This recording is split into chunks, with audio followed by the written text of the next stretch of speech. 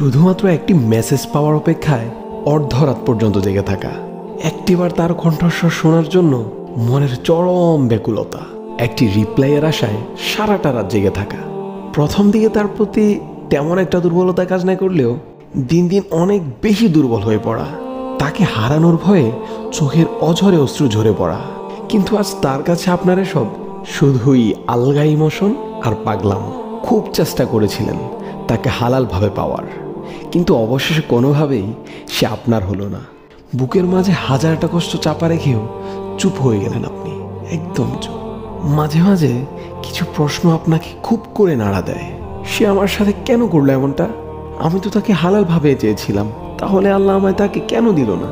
কিন্তু আপনার কি মনে পড়ে আপনি যে ওই ছলনাময়ীর ভালোবাসায় অন্ধ হয়ে আপনার রবকেই ভুলে গিয়েছিলেন? আপনি ভুলে গিয়েছিলেন আপনার রব কতটা মহান, কতটা দয়ালু। আপনি এত বড় একটি পাপে জড়িত থাকার পরও আপনার রব আপনাকে ধ্বংস করে দেননি, আপনাকে তার রহমতের ছায়া থেকে বিতাড়িত করেননি, সমাজের কাছে অপমানিত করেননি। তিনি আপনাকে ভালোবাসেন, ভালোবাসেন বিধায় তিনি আপনাকে নতুনভাবে বাঁচার সুযোগ করে দিয়েছেন। কষ্ট নামক নিয়ামত দিয়ে আপনাকে সেজদায় পড়ে অঝরে কাদার সুযোগ করে দিয়েছেন। তাকে আপন করে নেয়ার আরও একটি সুযোগ দিয়েছেন। যে আপনার জন্য অকল্যাণ তাকে আপনার থেকে দূরে সরিয়ে দিয়েছেন। আবারও তিনি আপনাকে মনে করিয়ে দিয়েছেন, আমার বান্দা ভেঙে পড়ো না, নিরাশ হও না।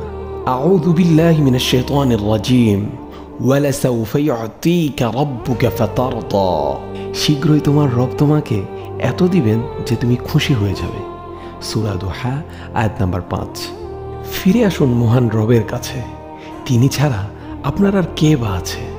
ফি আমানিল্লাহ। আবারও আমাদের একতরফা কথা হবে নতুন কোনো ভিডিওতে। ভালো থাকবেন। আসসালামু আলাইকুম ওয়া রাহমাতুল্লাহ। আমাদের ভিডিওগুলো ইউটিউব, ফেসবুক, ইনস্টাগ্রাম যে কোনো প্ল্যাটফর্মে পেতে আমাদের পেজ এবং চ্যানেলে চোখ রাখতে পারেন। লিঙ্ক বায়োতে দেওয়া থাকবে। আর যদি লিঙ্ক খুঁজে না পান তাহলে সার্চ করে ফেলুন দ্য স্টার অফ নলেজ।